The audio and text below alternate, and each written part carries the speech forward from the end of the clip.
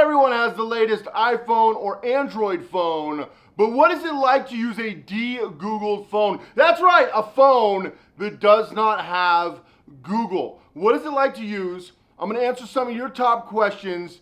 Does it even work if you take a phone that doesn't have Google, that doesn't have all the tracking and all the extra features and all the Google apps baked in, the Google ecosystem? Does the phone even work? Does it work well? We're going to break down the hard truth about de-Googled phones, what it's like to use one, what levels you can go to. Buckle up, Operation De-Google. All right, you might already know that there's different levels to this. Now, AOSB, Lineage, GrapheneOS. GrapheneOS, probably one of the most popular, starts with open source. Now, I did a video recently talking about how I think the future of privacy-based smartphones, and really should be smartphones in general, is modular. Now, there's a lot of phones out there. Linux has been making a lot of quality phones. They're really trying to bridge that gap with privacy and open source and you owning the device, not having the device own you. The hard truth is most of us spend a lot of money on these devices and the device basically owns you, which you can make a case for with something like a free software app or a free service, right? Everyone knows that if you don't pay for something, you are the product. But how have we got to the point where we're spending thousands of dollars on phones and they still own us? That just seems ludicrous, but unfortunately it's true. So how did we break this down? How did we get here? Well, you look at iPhones, you look at all of the top Android phones, they track you with GPS tracking, with Wi-Fi tracking, with triangulation. You've got the IME, you've got so many cards baked in, so many things baked in to these phones. You know, you look at Apple, famously Find My Insert Device, whether it's your MacBook Pro or your iPad or your iPhone or whatever it is. You've got all these tracking things that are sold as convenience. Now, you should be able to make a decision as a consumer if you want these or if you don't want these. And so I want to break some of this down for you because I do have the latest iPhone always. I buy the new iPhone every year, just like a lot of people, for business. But I've done videos on the channel how I really pare it down for business only. I don't take that phone everywhere I go and I don't use it for everything because the reality is it is a tracking device that I paid way too much money for. I talk about how I use GrapheneOS phones and the values of those. I talk about how I use Blackberry, and we're going to talk more about Blackberry in a second. I talk about how I use a host of different phones, from Linux phones to, kind of building your own modular system. There's a lot of things you can do. But for the average person, they just want to go, give their money, get a device, and have a device that works for them. They don't work for the device. Now, the problem with Google is the amount of tracking and data that they bring in should be illegal. Like, it's literally the point where it should be illegal. I cannot believe that as a society we've like, oh no, this is cool. This is cool. Track and catalog literally everything I do. Make endless terms of service that you claim I agree to just because I got an email. Like, they literally send you an email and stating we updated it and you now agree is what the gist of the email. You've all gotten them. You get them all the time. I mean, how often do terms and services change? You almost got to have a special email address just for terms and services because these companies are sneaking in loopholes, it seems like every month, right? So if you're using a de-Google phone, you get rid of all that. But for some people, that's scary. No Gmail. Now, I will tell you there's workarounds, but in my opinion, you shouldn't be using Gmail. Why would you be using Gmail? Now, if you have a dummy Gmail, maybe you set up a YouTube account. You don't actually have to have Gmail nowadays to set up a YouTube. I recently set up a new YouTube account that I started posting videos to, and I was able to use a separate email, and I couldn't believe it because it allowed me to set up a YouTube separately without setting up a new Gmail, where in the past, you had to set up a new Gmail, which I thought was kind of weird, but I looked into it, and I guess it's true. So Gmail is kind of the universal standard for the internet's email. But it is tracked, it is scanned, it is not an email I recommend using. So I've done a lot of videos on what emails I recommend, but if you're not using a de-Google phone because Gmail, you're missing the mark, and I definitely would let Gmail go. The next one is YouTube, right? YouTube is great. YouTube has a lot of videos, a lot of great content creators. It's not a perfect platform, and it is a Google product, but people use things like NewPipe on Android, which is a great option to get your YouTube without having to be signed in. Or you can actually use YouTube without being signed in, but that could be a pain. So it is an option, right? It is an option. Now, what I did, because I'm actually a YouTube premium member, so I don't have all the extra BS, and I get a lot of like, I can play videos in the background. I guess technically there's no ads, but I'm not so concerned with that as much as I'm concerned with some of the other features. I think it's like 15 bucks a month or something. What I did was set up a dummy Gmail, a dummy payment plan on a totally different YouTube. A YouTube I don't post on. YouTube I use nothing with except for to watch videos. Also, I don't do any subscriptions on this account because I don't want them to be able to track my behavioral habits, right? Because it's scary how they can link you to stuff. It is crazy how good these algorithms are. So what I do, and I used a dummy card, which I talked about how to set up a dummy card to buy things online on this channel, and that way I have a completely separate way to watch YouTube. That's the way I went. A lot of people just use NewPipe. Another great option. You look at some other apps, map apps. There's lots of map apps you can use. Google Maps might be convenient. It might be the best. They might have the most data. But realistically, there's other ones you can use. If you look at like cloud services, Nextcloud service, there's a lot of things you can use that aren't Google Drive and things like that. So if you're really stuck on Google products, now I'm not saying Google products are bad, and I know a lot of people who are privacy advocates that do use some Google products, but they use them compartmentalized. I talk about on this channel virtual machines and things where you use them. If you use any Google products, I recommend using them on your PC, on your computer, and not on your phone. Your main tracking device is your phone. You've got a lot more security and privacy settings you can do on any computer, even Apple computers, which are notoriously kind of built in, but there's still tons of stuff you can do on Apple, let alone if you have a PC or ideally a Linux machine, which is probably your best option for most of you.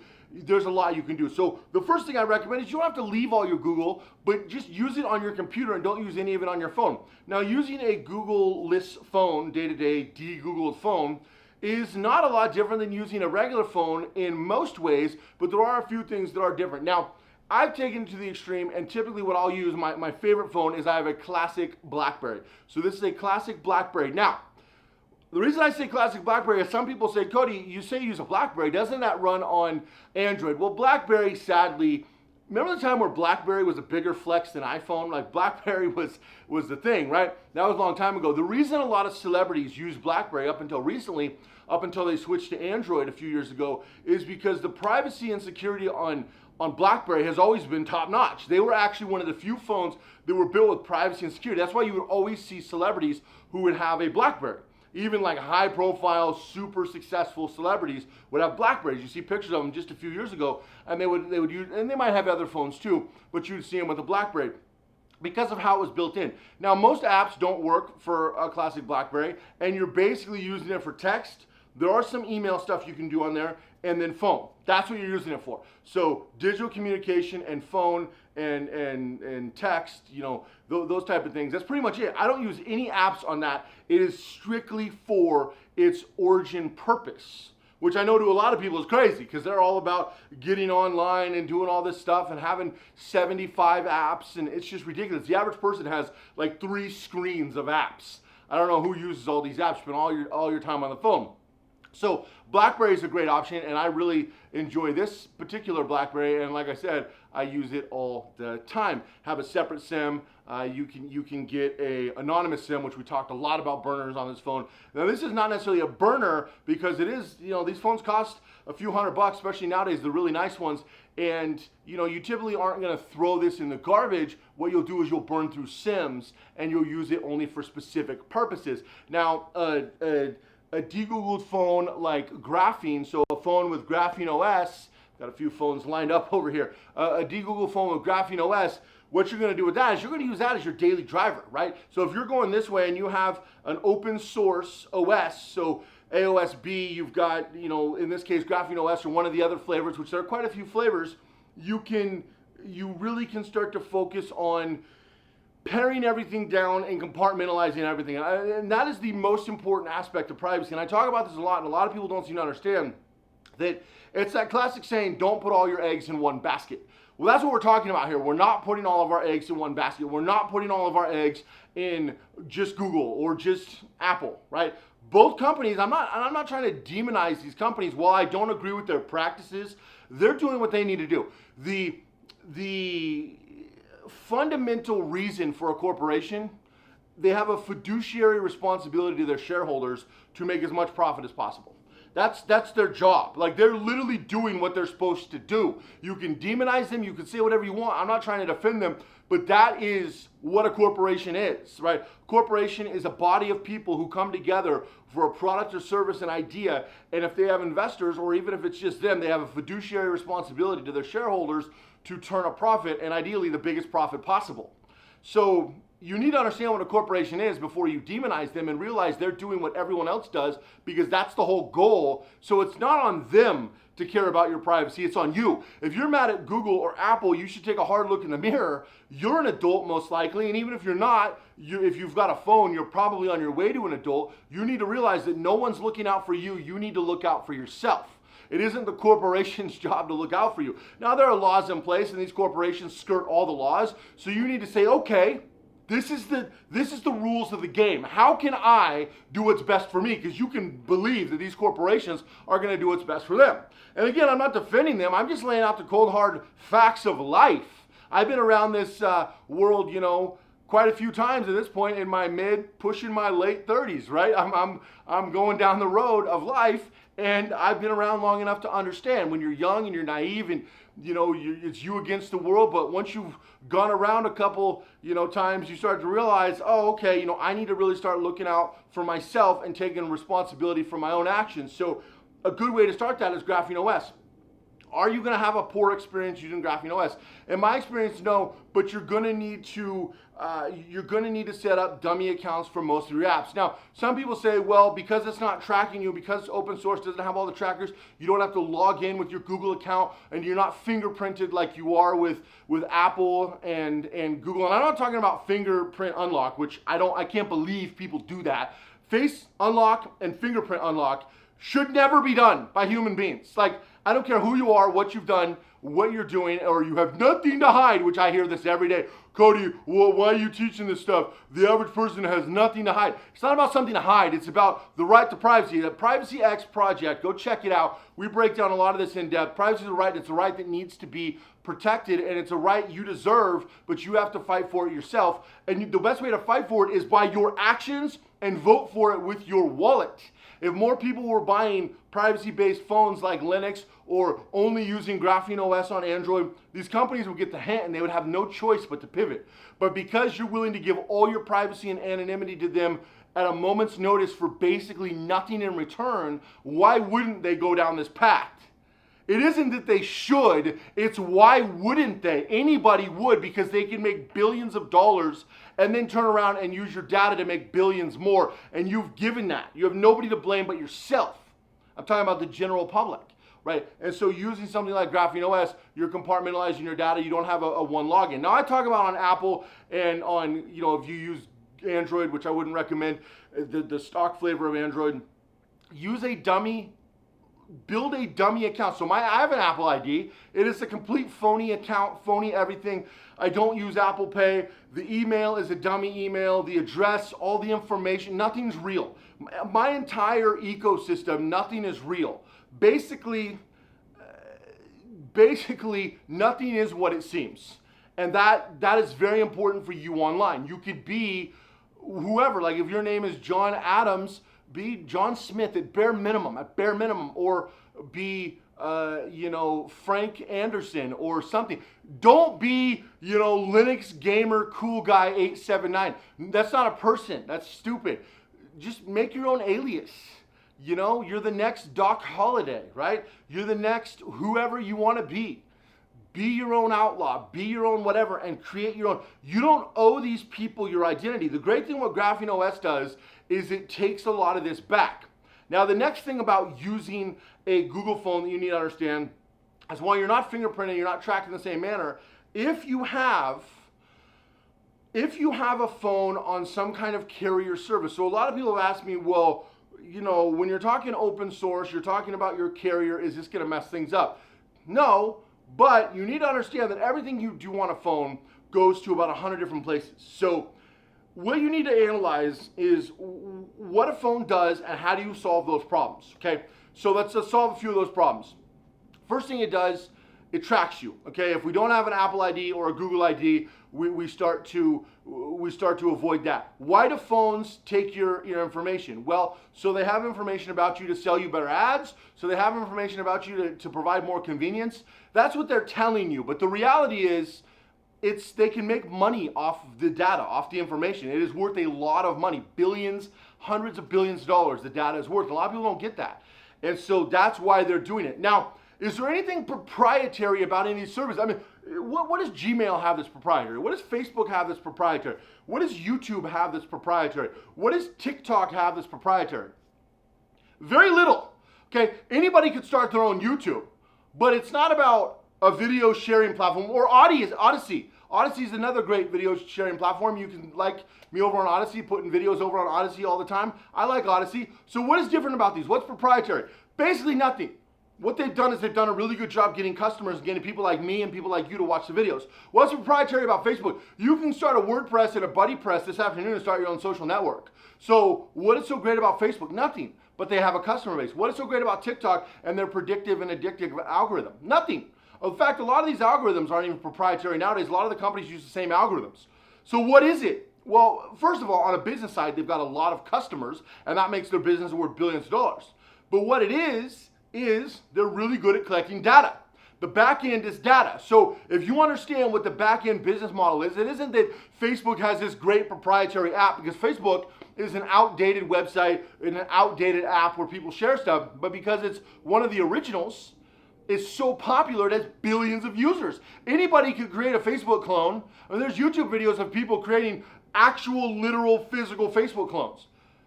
But what Facebook has done ingenious is get billions of people to sign up. That's the almost impossible part. Same thing with YouTube and TikTok and these other apps. So while it may be easy to make a clone, it's not easy to clone the business model. That is like lightning in a bottle. So they've realized they can take that lightning in a bottle and go back end on you and sell all your data. That's a serious problem. And they make almost as much money from that as they do in ads in some circumstances. Maybe not so much Google. Google is the king of ads, but certainly a lot of these other companies actually do. Now, that being said, knowing the business model, if they can't track you and if everything's open source, so why is it open source on GrapheneOS? Well, because it doesn't have a built-in tracking system. The reason a lot of these apps are closed source is so they can track you. GrapheneOS doesn't track you in the same way. It gives you a level of privacy. Your privacy is not sold. That's why it can be open source. You really shouldn't use very many programs or services that are closed source, because what they're closing, what they're hiding, is how they track you, how they steal your data, how they sell your data, etc. That's what they're hiding. They're not hiding their incredible code on how to build YouTube. I could build YouTube as far as a lookalike, maybe not the whole thing in depth, a whole team, but you understand, I could build a web page that looks like YouTube, and so could you. It's not that hard. I could build a web page that looks like Facebook is actually quite easy. I literally could do that. They have themes that look exactly, I could download a theme for 50 bucks, okay? Same thing with all these other apps. The genius is the customer base, which almost nobody could duplicate. The server space, obviously, very expensive. The business model, I'm not trying to make it seem easy, but what are they hiding? They're hiding how they track you, and you need to understand that. So looking at open source. The next thing is, when you're looking at these different programs and these platforms, what is the best way to get the maximum benefit from a de-Googled phone?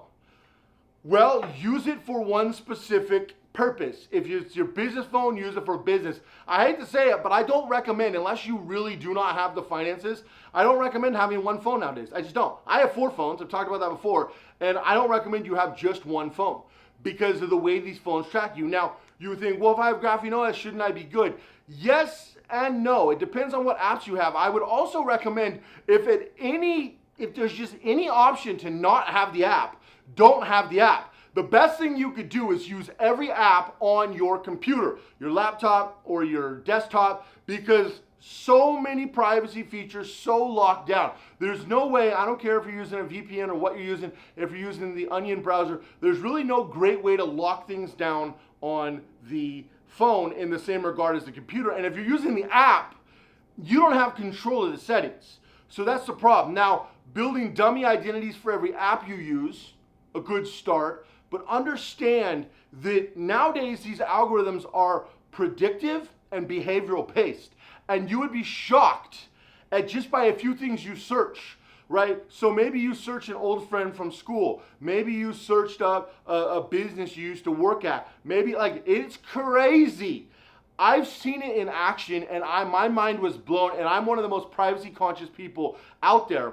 And if they get like 7 to 10 data points on you, they could start to pare you down within a few hundred people. Like, it takes almost nothing. That's how powerful Google is. And so as much as I like de-Googled phones and GrapheneOS and things like this, you got to understand that it is crazy how much data is out there on you and how quickly they could get the noose of who you really are. So should you try GrapheneOS? In my opinion, sure. I'm going to do some demos here on this. There's some Linux phones that to me look more promising just because I love the idea of GrapheneOS, but it's kind of like right under Google's nose on a Pixel. I've always kind of struggled with that a little bit. So I've leaned more towards Linux myself, and I still do use a classic Blackberry, which I highly recommend. I did do a video on that, and I got a lot of questions on that. I'll be doing an update video on that soon.